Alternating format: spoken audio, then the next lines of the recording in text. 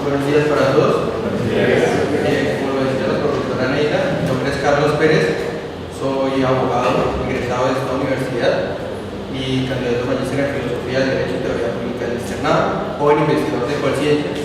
Y antes de iniciar, pues, quisiera agradecer de antemano a mis profesores de investigación, porque prácticamente gracias a ellos es que he logrado llegar a estos peldaños. Particularmente inicié mi carrera como investigador y como abogado desde muy temprano, desde sexto, quinto semestre, y a partir de los semilleros de investigación de la universidad comencé a fortalecer mis cualidades investigativas de la mano de la profesora Andrea, la profesora Marcela, la profesora Burley, la parte de coordinación de semilleros. Posteriormente terminé mi pregrado y comencé precisamente la parte de joven investigador ante Colciencias y bueno, actualmente me encuentro realizando mi proyecto de investigación allí. Debo mencionar también, y es muy necesario, de que esta investigación que se realizó hace parte de una investigación de tipo bibliográfica que es a priori a una investigación de neuroeducación y por lo tanto esta investigación tiene un enfoque netamente bibliográfico en el cual se está intentando estudiar las diferentes posiciones de la educación superior en general o relacionadas o contrastadas con la educación legal, la educación jurídica. Y para ello, desde el punto de vista de la educación jurídica, podemos tener autores tales como Marco Gerardo Monroy Cabra, expresidente de la Corte Constitucional Colombiana, expresidente de la Corte Suprema de Justicia, decano de la Facultad de Jurisprudencia de la Universidad del Rosario y bueno, pues magistrado de la época de oro de la Corte Constitucional. En relación con los diferentes teóricos, por supuesto, de la pedagogía general.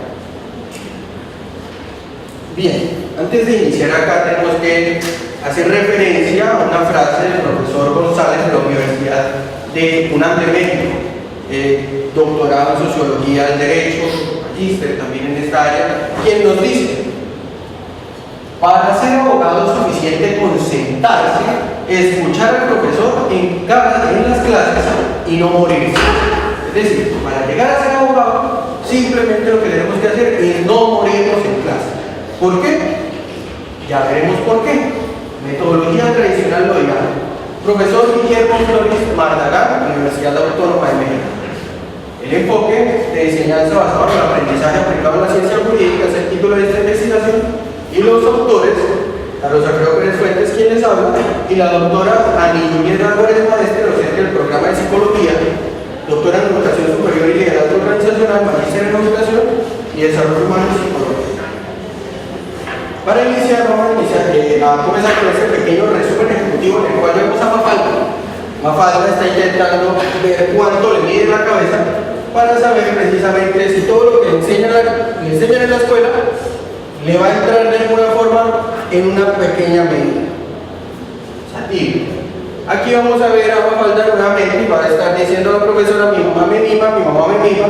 Entonces le preguntan a los profesores, Mafalda llega y le felicita a sus estudiantes, llega y le dice: muy bien, estudiantes, ustedes aman a su mamá, porque prácticamente le están diciendo que su mamá les mima.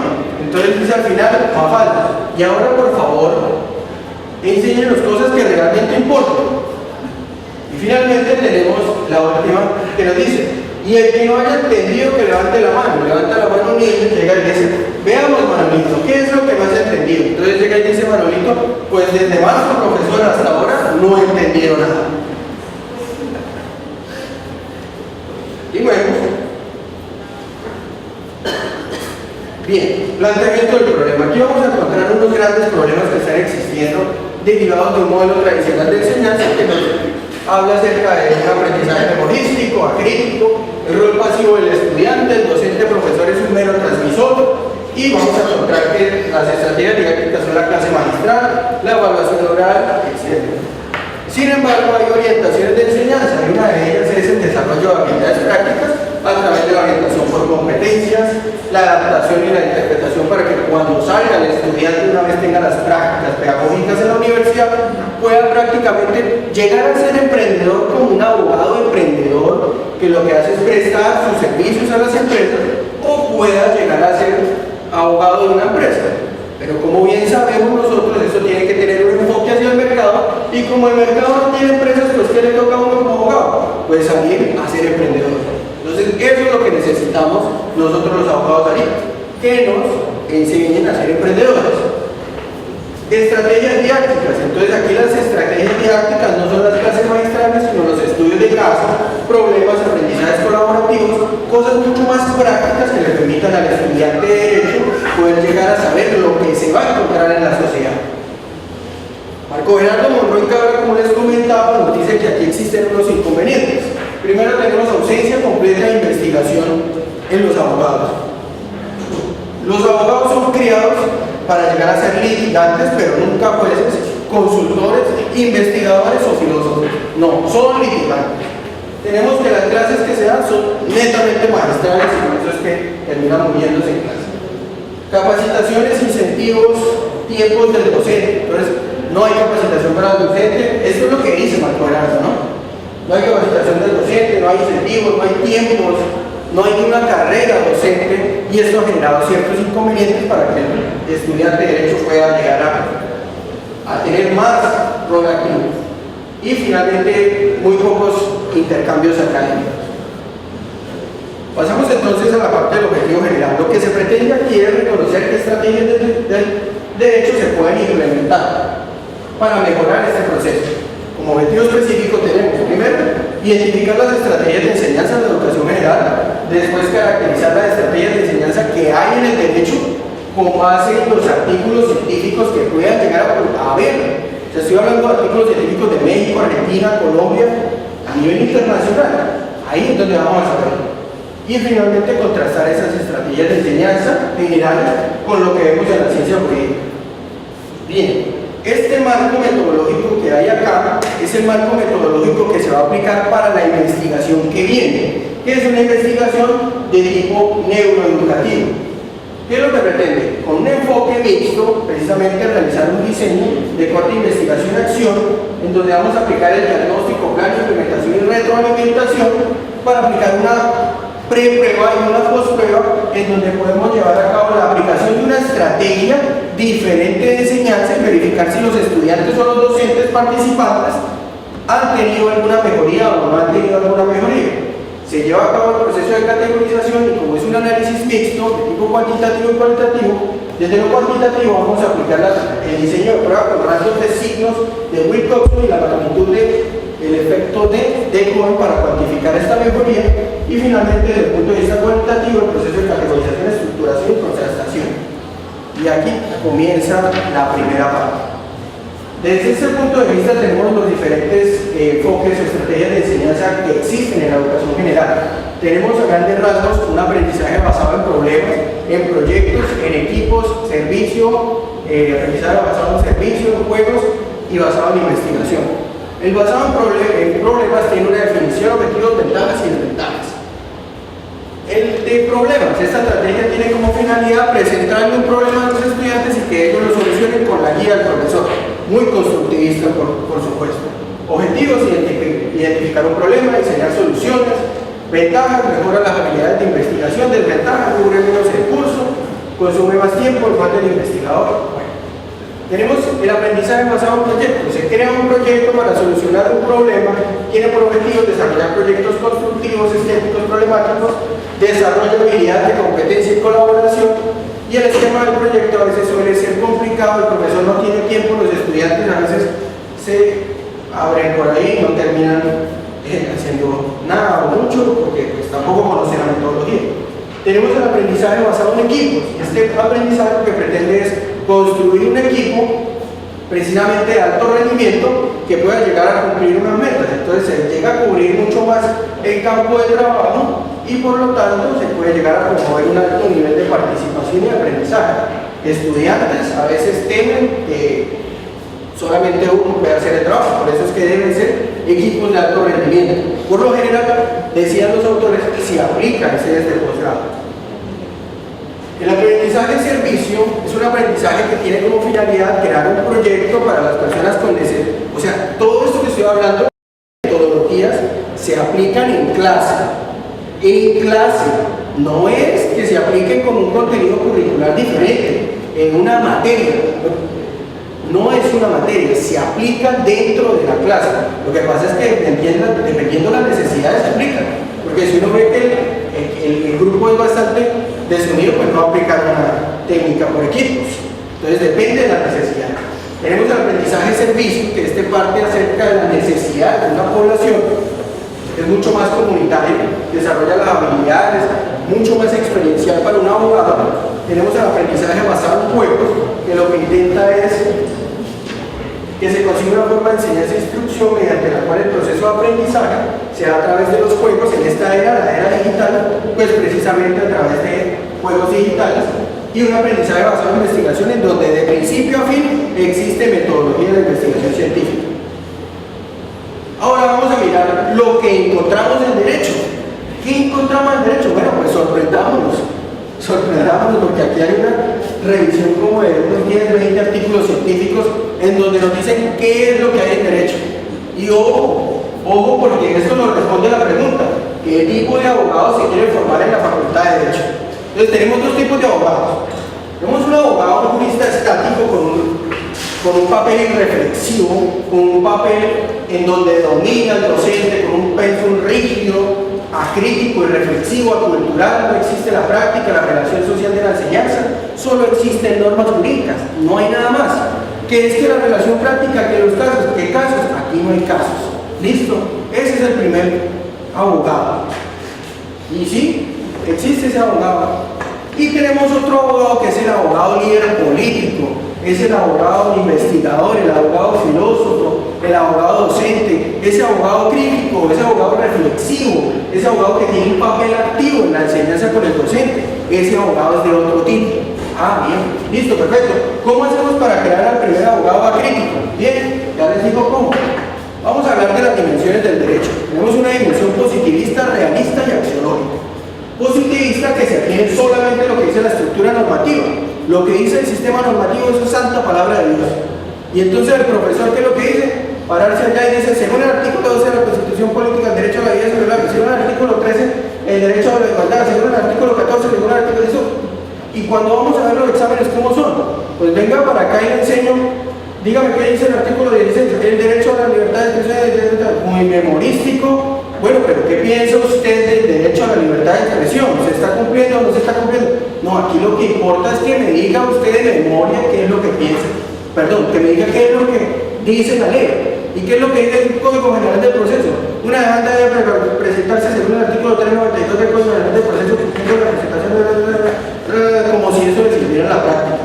En la práctica el juez llega y le dice: sí señor, pero es que a usted le faltó tener en cuenta esto, que según la jurisprudencia constitucional de tal año, eso está en contra de todo lo que usted está diciendo. Entonces uno le dice: uy, espere, ¿cómo así? Aquí hubo un problema en la enseñanza. Aquí hubo un problema en la enseñanza porque el profesor no me enseñó bien que tenía que tener en cuenta ciertos aspectos derivados de una realidad, o más difícil todavía, de un valor o principio constitucional. Listo. Entonces este enfoque teórico de la enseñanza del positivismo, que va solamente hacia el sistema normativo, dice que tiene un enfoque, el sistema normativo, la importancia del lenguaje, un método de interpretación exegético, poca capacitación e incentivos para los docentes, poco intercambio estudiantil, sistemas de evaluación tradicionales. ¿Y cómo se enseña para poder crear un abogado de ese tipo? Pues fácil. Clase magistral de aprendizaje memorístico. Sale. Y claro, esto se relaciona mucho, y es que uno tampoco puede echarle la culpa a las instituciones. ¿Por qué? Porque existen dos formas de ver la filosofía del derecho y la filosofía general: utilitarista de Jeremy Bentham y reconstruccionismo moral de John Rawls. Utilitarismo, ¿qué nos dice? Pues hagamos prevalecer el bien general sobre el bien particular. ¿Por qué? Porque necesitamos tener mayor cobertura en el sistema educativo, y eso puede llegar a ser bueno porque podemos educar más, pero ojo con la calidad. Nos dicen los teóricos, son los que nos dicen eso. Bueno, ahora si nos enfocamos en el individuo, que es lo que queremos con el construccionismo jurídico, entonces vamos a encontrar lo siguiente: vamos a encontrar un realismo y una axiología jurídica, un realismo jurídico que va hacia los hechos sociales, precisamente, eso es lo importante. Los valores, que si la libertad, que si la igualdad, eso no importa, lo que importa es la práctica. Y aparte tenemos la sociología, que es así, se pregunta: bueno, esto es justo, esto es injusto. Aquí tenemos entonces que pretende enseñar a los estudiantes con relación a lo que viven en el mundo, potencializando al máximo sus capacidades, desarrollando sus habilidades sociales, aprovecha las experiencias múltiples, las competencias en la sociedad. El estudiante, eso suena bonito, es el centro del proceso educativo. ¿Qué vamos a lograr aquí? ¿Qué tipo de profesional? Un jurista autónomo, reflexivo, educado en valores, que no solamente estudia las normas, sino su relación con la sociedad, con la parte moral, un proactivo del estudiante que relaciona la teoría con la práctica. Es un profesional transformador. Quisiera mencionar que frente a este tema de transformador, Harvard está enfocado en eso, en profesionales transformadores y líderes políticos que lleguen a cambiar el mundo. Eso es Harvard. Y no lo digo yo, lo dicen los teóricos de Harvard. Justicia, una justicia con investigación, con independencia cognitiva, preparado para resolver problemas, interdisciplinar, con pertinencia. Ese tema de pertinencia social, uno llega y se pregunta, bueno, pertinencia social y una universidad en el campo sacando maestrías, una especialización en derecho comercial cuando están en el campo, debería ser una especialización en temas rurales, están en el campo.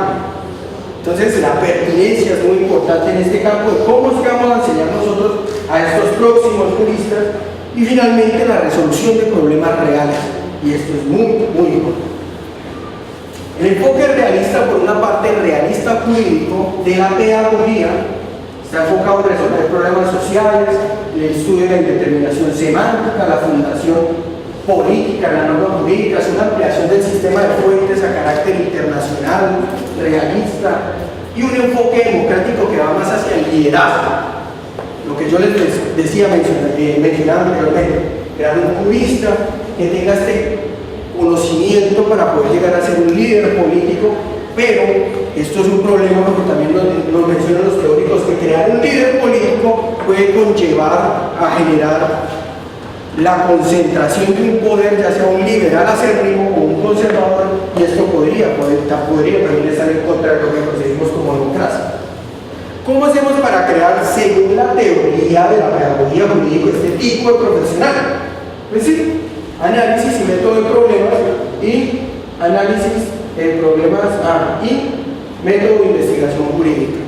O sea, para los teóricos de la pedagogía jurídica, para poder crear ese profesional que está allá, lo creo a través de estos dos métodos. De un método basado en casos o problemas y un método de investigación. Esa es la forma para yo poder formar. Interesante.